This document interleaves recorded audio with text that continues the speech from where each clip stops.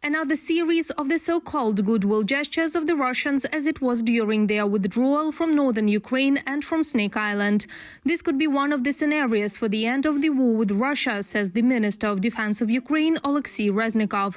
According to him, this option includes a number of stages. First, the Russian occupiers withdraw to their positions as of February 24th. After that, negotiations begin regarding the status of certain districts of Donetsk and Luhansk regions, as well as the occupied Crimea. The second scenario, Ukraine reaches a turning point on the front with the help of modern weapons and inflicts crushing blows on the most vulnerable places of the Russian army. The third scenario is more dramatic for the Russian Federation. This is the collapse of Russia, a march of sovereignties into several different subjects, Tatarstan, Bashkortostan, etc.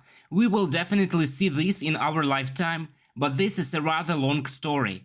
Oleksiy Reznikov, Minister of Defense of Ukraine, at the Building Together online conference organized by Forbes. Western partners continue to increase arms supplies to Ukraine. In particular, the United States is providing a new $400 million aid package that includes 4 more HIMARS multiple launch rocket systems. This will increase their number in Ukraine to 12. Thanks to the help of the allies, the armed forces of Ukraine can achieve significant military success by the end of the year, which will force Russia to negotiate. President of Ukraine Volodymyr Zelensky stated this in an interview with CNN. That is, in fact, he is inclined towards the second voice scenario of the end of the war. If our country stays united as it is now, if the powerful weapons from our partners will be coming to us on time, and if good luck and God are on our side, we can achieve a lot of things by the end of the year. I am sure we can stop at least the military part of this war.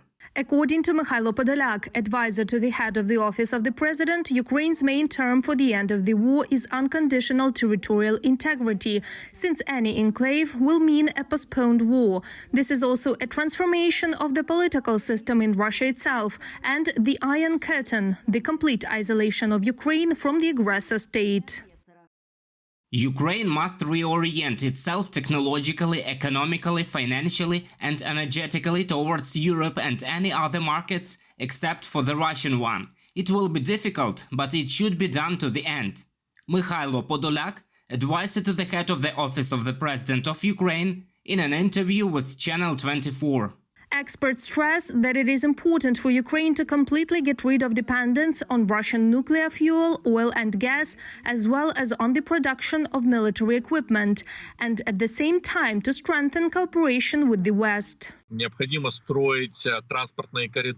Transport corridors need to be built. For example, now the countries of the Caspian Basin really want to enter the oil and gas markets bypassing Russia. Ukraine could become a gateway to Europe here, for example, with the help of Azerbaijan and Georgia. Ukraine should also increase its own production of gas and oil, as it has deposits which are sufficient to provide not only itself but also individual EU countries, experts say. In addition, there is great potential in the supply of electricity.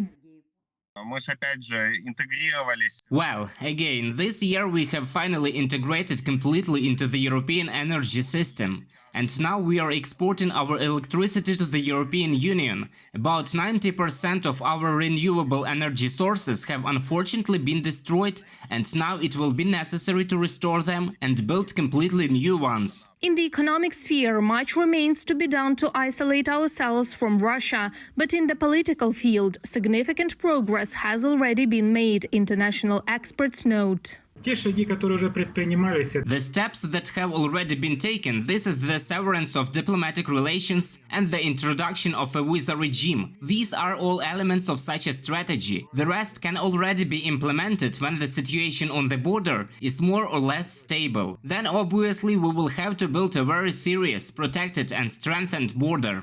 Since 2014, Kyiv has broken off about 200 different agreements with Moscow due to the aggression that Russia unleashed against Ukraine. These agreements on friendship and cooperation, on assistance in the fight against terrorism, on nuclear security, on double taxation, on the exchange of legal information, and many others. In addition, close cooperation in the cultural sphere was also terminated. Reported by Marina Stepanenko, Natalia Voloshina, UATV News.